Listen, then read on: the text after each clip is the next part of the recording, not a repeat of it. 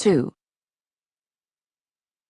Memories, like actual experiences, leave a feeling, a certain mood behind, and my recollections of Farah still evoke sparkles and tingles, akin to the tingle of excitement I felt as a child, as I impatiently waited for her visit, or when I ran up the narrow staircase to her grandmother's apartment to find her.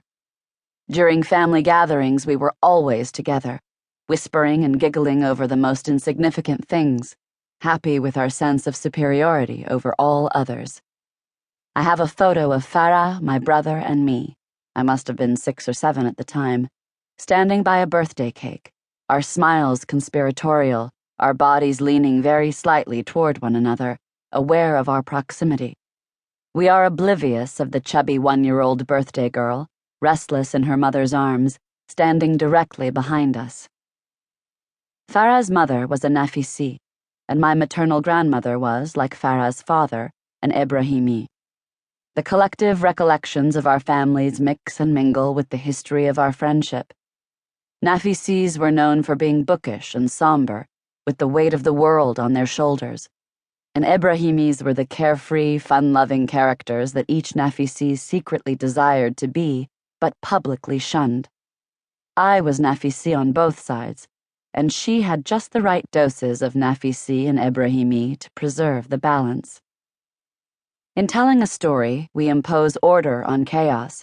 The narrative is always more coherent, more logical and structured than the mess of life. And yet our relationship appeared to have been structured like a story. Over a period of 4 decades, Farah and I would meet, separate, and reconnect at crucial points in our lives in Iran and America.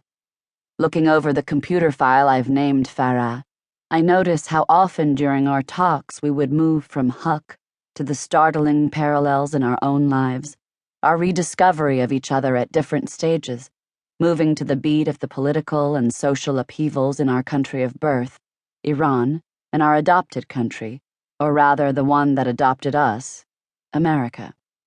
It was as if we were fated to meet every decade or so and to take it from there. Tehran, Chicago, Oklahoma City, Tehran, Washington, D.C. Who knew that Tehran would someday be part of that irretrievable landscape to which Farah herself has now migrated? She once remarked that it was eerie, the way our relationship seemed to be based on a harmless version of Edgar Allan Poe's William Wilson.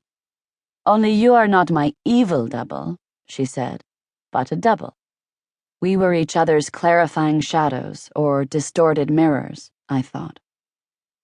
Our first separation came when, at 10, she left Iran to live with her strikingly beautiful mother, Ferdos, who had divorced her handsome and wayward husband, leaving an opulent life in Iran to start a new one in the United States, with barely a cent to her name. Why did she leave? Farah, Mahnaz, and I would periodically return to this question, without ever agreeing on a satisfactory answer. People talked about Ferdos when she left. Why couldn't she tolerate a little fickleness? They would ask. Don't all men have a roving eye? But not all men are as kind-hearted and generous as Majid Khan. My father, Farah later said, was a distant figure with whom there was little contact and no conversation. My mother moved about in beautiful robes, smelling of powder and perfume, a bundle of keys to various storage trunks and closets tinkling in her pocket. My mother admired Farah's mother, and always spoke of her with respect tinged with envy. According to one persistent family rumor, my mother was infatuated with Ferdows's husband, but I think the real reason for her fascination was that she instinctively grasped Ferdows's audacity and courage. She had taken the kind of step my mother would have liked to, and never had, leaving behind security, comfort, beloved friends. For a woman who had never worked in her life, who had always had servants and cooks to take care of the household, to begin a new life with little money, waitressing at tables in an alien country and working her way up, that was courage, something all of her children, including Farah's brother Hamid, the beloved but unacknowledged male in the family, inherited. The women in that family all turned out to be exceptional and audacious, each in her own